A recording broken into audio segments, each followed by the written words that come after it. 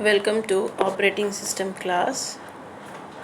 Today we will cover a process. Under process we will learn context switch, process creation, and the information or definition about cooperating processes. Now we will start with context switch. What is the what is context switch? A context switch occurs when a computer's CPU switches from one process or thread to a different process or thread, then we call that context switch occurred. Also, context switching allows for one CPU to handle numerous processes or threads without the need for additional processors. A context switch is the medium or it is a mechanism to store and restore the state or context of a CPU in process control block so that a process execution can be resumed from the same point at a later time. It means whenever the process is halted or it is sent to ready queue, all the details related to the process is being saved and the CPU jumps to another process. So that is the concept of context switch. Any operating system that allows for multitasking relies heavily on the use of context switching to allow different processes to run at the same time. Now we say that context switching time is overhead. Why it is overhead?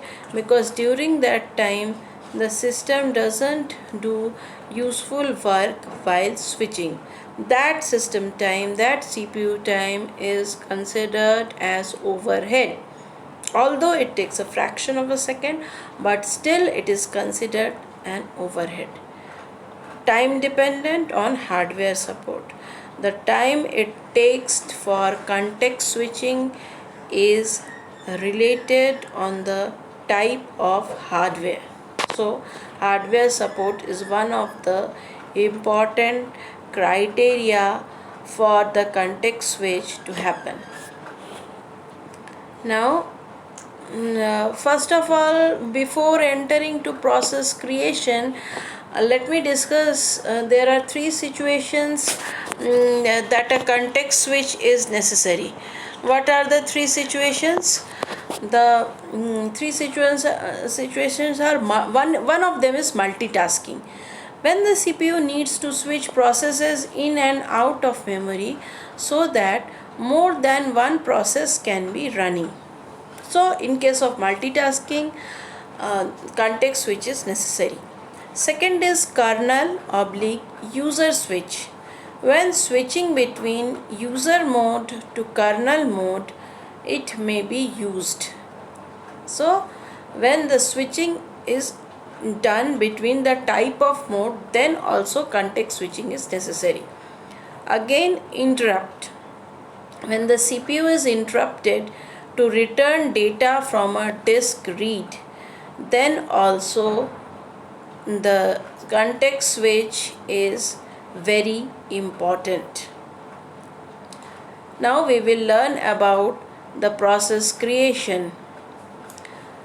Parent process creates children process, which in turn create other processes, forming a tree of processes. So there is a hierarchy where at the topmost batch is parent, then from parent child is attached, then through child different other nodes which are termed as grandchild, they are attached. So this we call, and also it is important to learn that each and every process is having its own ID. Resource sharing. Resource sharing, parent and children share all resources. Both of them or all of them, they share all the resources.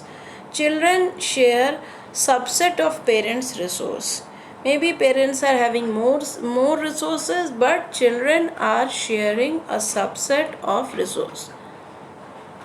Parent and child share no resource. It can happen that the parent and child do not share any resource. Then we come to execution. Parent and children execute concurrently.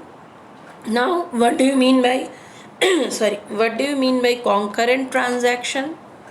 Concurrent transaction means different type of transaction which exist together. That type of transaction is known as concurrent transaction. Parents wait until children terminates. Now, address space, it is one of the important factor to notice the to learn the address space. Child duplicate of a parents. Also, child has a program loaded into it which require a separate address space. If we take the example of Unix, we can say that fork system calls create new process. With the help of fork system call, we can create new process. Then exec, execute system call, used after a fork to replace the process memory space with a new program. So the two different or the two important examples of Unix are fork and exec. Then process termination. Process executes last statement and asks the operating system to delete it once it makes an exit. Output data from child to parent. How the output data from child to parent is passed? Via wait. Then process resources are deallocated by operating system. Before the process terminates, all the resources allocated by operating system are freed, which we term as deallocation done by operating system. Parents may terminate execution if child processes are aborted. It means parent process has the right to abort child processes. Also, child has exceeded allocated resource. Number of resource to be allocated to child. If the number of resource exceeded, then also process termination occurs. Task assigned to child is no longer required. The task which because the child process is made when due for some purpose. If the purpose of the job or purpose of the work is complete, then child process is no more required. In that case, process termination occurs. Also, one is if process is exiting. Some operating system don't allow child to continue if the process terminates. Also, all children terminated, which can be called as cascading termination. What is the meaning of the word cascading? Cascading means one after another. Once one of the child process is closed, then another one is closed, then another one is closed or terminated. We term it as cascading termination. Now, there are different types of processes. These are the characteristics of process which makes one process type different from another process. One is independent. Process cannot affect or be affected by the execution of another process. It means the process is working independently. The existence of other process doesn't matter. Then cooperating processes. Cooperating processes can affect or be affected by the execution of another processes. What are the advantages of process cooperation? The different advantages are information sharing, computation speed up, modularity, and convenience. These are the advantages of process cooperation. Information sharing occurs between different processes, so same information can be shared, which is one of the characteristics of cooperating processes. Why computation speed up? Because it can happen that different module is executed by different cooperating processes, which in turn speeds up the working of the process. Now we come to producer consumer problem. Actually, producer consumer problem, it is a synchronization problem. What is the producer consumer problem? There is a fixed size buffer and the producer produces items and enter them into a buffer. The consumer removes the items from the buffer and consumes them. So what is required, what is desirable? Desirable is a producer should not produce items into buffer when the consumer is consuming an item from the buffer and vice versa. So the buffer should only be accessed by the producer or consumer at a time. The producer consumer problem can be resolved using semaphores. The codes for the producer and consumer process. There are different codes for the producer and consumer process. Now, inter-process communication. What is inter-process communication? How different processes interact with each other. That is called inter-process communication. Because sometimes it is required that more than one process or two processes interact with each other. That is inter-process communication. It is a mechanism for process to communicate and to synchronize their actions. How the processes communicate with each other and how they synchronize their action. Also, it is known as IPC. A message system. Generally, the inter-process communication processes are of two types. One is independent process, another is cooperating process. So generally IPC occurs with the help of message system. Processes communicate with each other without reporting or without resorting to shared variable. That means they don't share the or with the help of shared variable the message passing system works. Generally, what I have said, that a process can be of two types: independent process and cooperating process. An independent process is not affected by the execution of other processes, while a cooperating process can be affected by other executing processes. Though one can think that some processes which are running independently will execute very efficiently, in reality, there are many situations when cooperative nature can be utilized for increasing computational speed, convenience, and modularity. IPC or inter-process communication is a mechanism which allow processes to communicate with each other and synchronize their action. The communication between these processes can be seen as a method of cooperation between them. That means they are cooperating between them. Processes can communicate with each other through both with the help of shared memory and with message passing.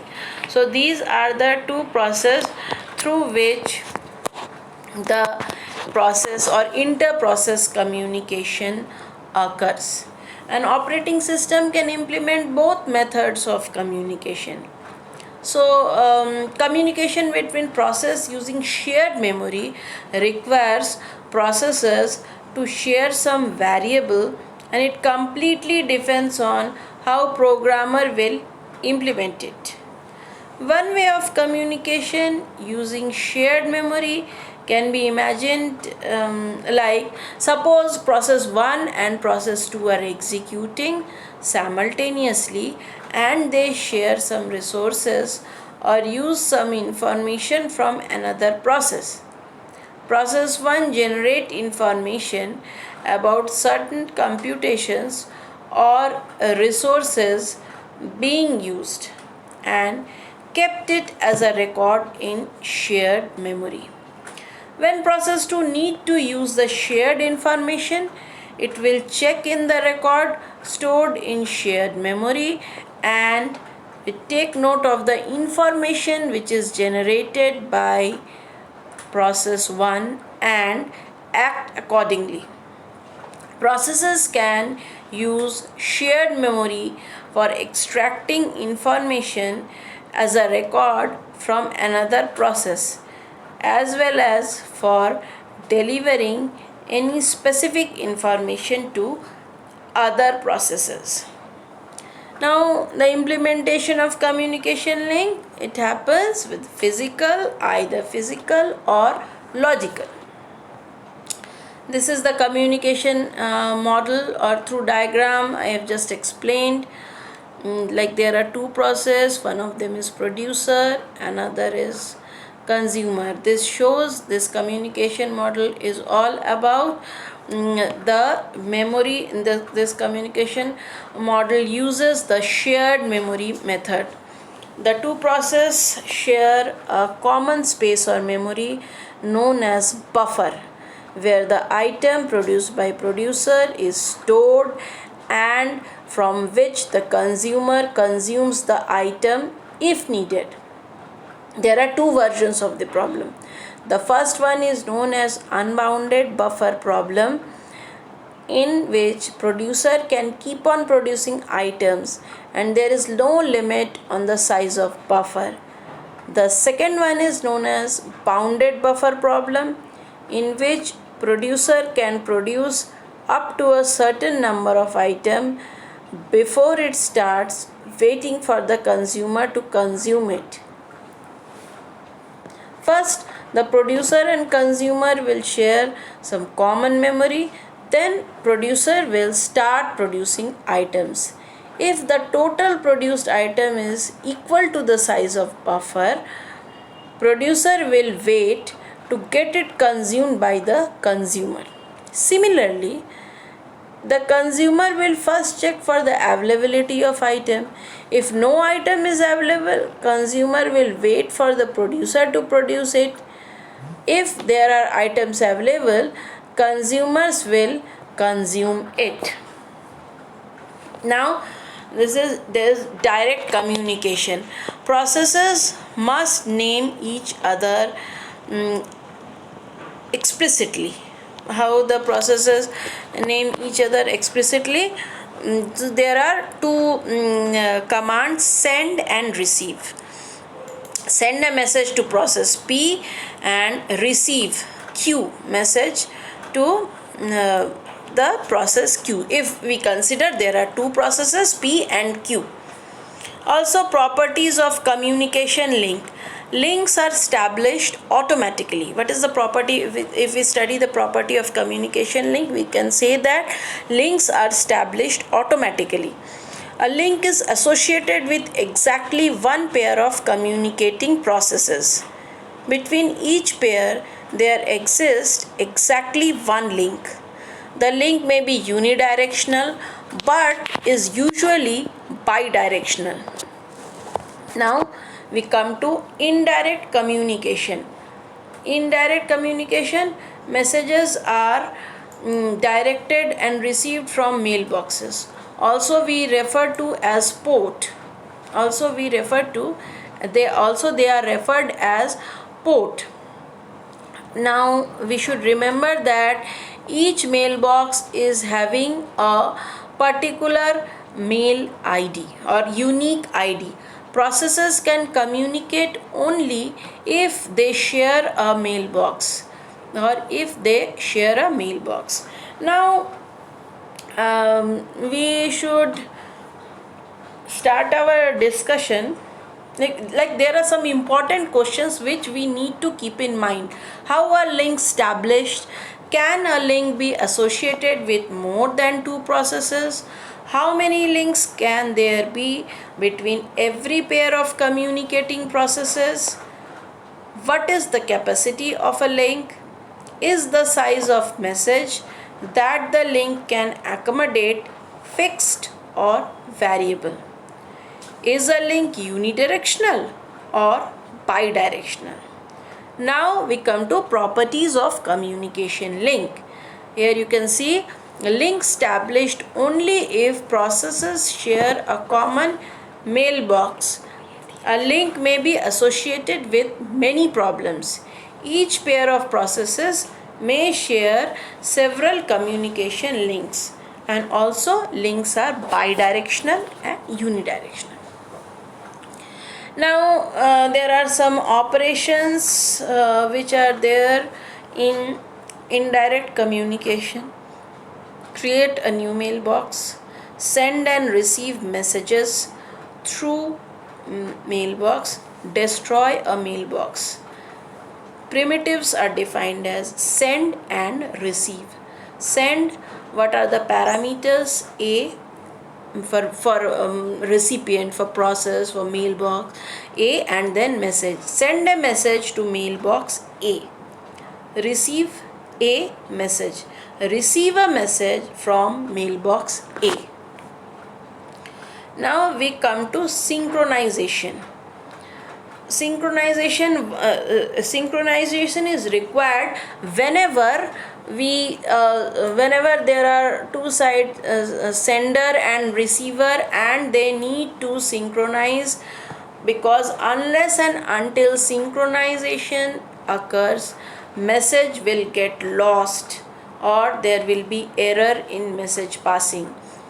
Message passing may be either blocking or non-blocking. Blocking is considered synchronous. Blocking send has the sender block until the message is received. Blocking receive has the receiver blocked until a message is available at the receiver side. Then non-blocking is considered asynchronous.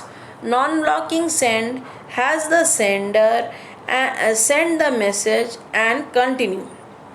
Non-blocking receive has the receiver receive a valid message or null. Now what is buffering? Queues of message attached to the link. They are implemented in one of the three ways. One is zero capacity, zero message. Sender must wait for a receiver. That is the zero capacity. One of the main this is the zero capacity. Then bounded capacity, finite length of n message. There is a restriction, there is a bound on the capacity. Sender must wait if link is full because the capacity is already full. Unbounded capacity, infinite length. Sender never waits. Sender just keep on sending the data since it is of unbounded capacity. Client server communication. Under client server communication, there are three things which we need to keep in mind. One is socket, another is remote procedure call, and third is remote method invocation. Now it is important to know what is socket. A socket is defined as an endpoint for communication. concatenation of IP and port. The sockets, there's an IP address refers to port. Since the last one 1625, it refers to port, and the rest is host address.